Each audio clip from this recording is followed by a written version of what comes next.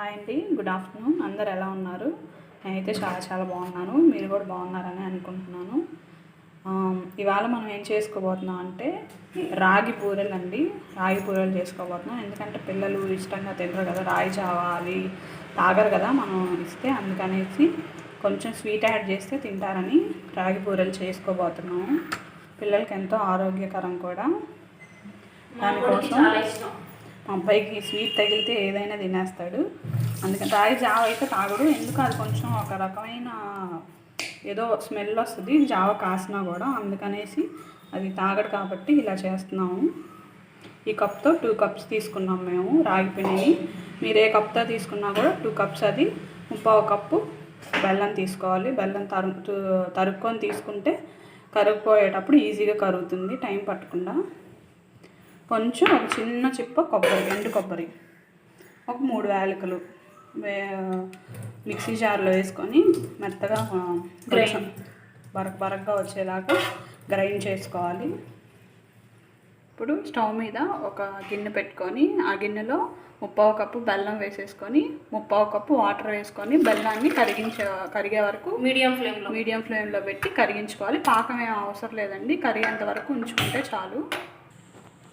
పక్కన ఒక ప్యాన్ పెట్టుకొని కొంచెం ఒక 2 టీ స్పూన్లు నెయ్యి వేసుకొని కొంచెం వేడవ్వగానే 2 టేబుల్ స్పూన్లు నువ్వులు వేసుకోవాలండి. నువ్వులు కూడా పెద్దగా పిల్లలు ఇష్టపడరు, ఇలా వేస్తే తెలియకుండా తినేస్తారు. కాబట్టి 2 టీ స్పూన్లు నువ్వులు కొంచెం దోరగా వేయించుకోవాలి. వేయించుకున్న తర్వాత అది పక్కకు తీసేసుకోవాలి. సారీ అండి, కొంచెం వేగగానే ఆ కొబ్బరి కూడా, మిక్సీ వేసుకున్న కొబ్బరి కూడా మనం ఇందులో వేసుకొని మంచి స్మెల్ వచ్చేంత వరకు వేయించుకోవాలి. చూడండి, కొంచెం దోరగా ఇలా వేగగానే ఇప్పుడు కొబ్బరి పొడి వేసేసుకోవాలి. ఇందులోనే వేలకాయలు కూడా వేసుకున్నాం కదండి ఇందాక మనం. కొబ్బరి పొడి కూడా వేయించుకొని మంచి స్మెల్ వచ్చేంత వరకు ఒక 2 నిమిషాల పాటు వేయించుకోవాలి. చూడండి, ఇలా వేగిపోయిన తర్వాత మంచి స్మెల్ వస్తుందండి, చాలా బాగుంది. ఇప్పుడు మనం ఇందాక పక్కన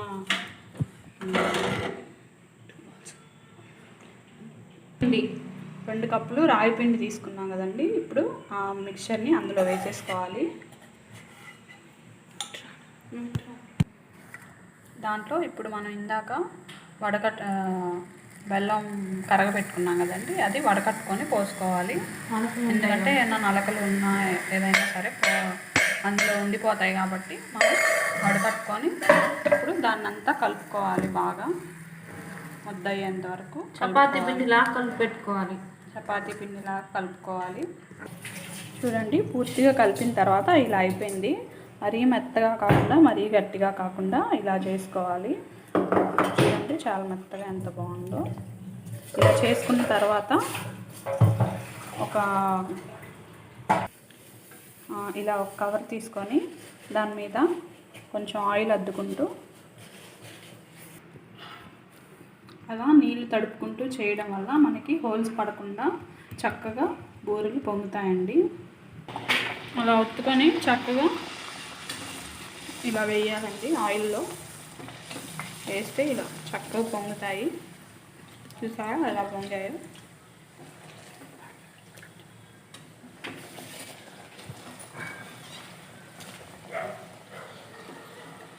కొంచెం కాలిన తర్వాత అటు ఇటు తిప్పుకుంటూ కాల్చుకోవాలి. చూసారా ఎలా పొంగుతూ వస్తున్నాయో బూరెల్లాగా? చూడండి, లైటింగ్ సరిగా లేదు, అందుకని బయటికి తీసి చూపిస్తున్నాను. అక్కడక్కడ పగుళ్ళు వస్తున్నాయి, ఒక్కొక్కటి ఎక్కడో ఒకటి. చూడండి ఎలా వస్తున్నాయో. చూడండి, చక్కగా ఇలా రెడీ అయిపోయాయి బూరెలు. బూరెలు అన్నదానికి బూరెల్లాగా నిజంగానే బూరెల్లాగా పొంగాయి చక్కగా. మీరు కూడా ఇలాగే చేసుకోండి, ఇదే క్వాంటిటీస్తో మీ పిల్లలకి చక్కగా పెట్టండి. Thank you so much. ఈ వీడియో కనుక మీకు నచ్చినట్టయితే లైక్ చేయండి, షేర్ చేయండి, కమెంట్ చేయండి మరియు సబ్స్క్రైబ్ చేయండి. Thank you so much. Thanks for watching.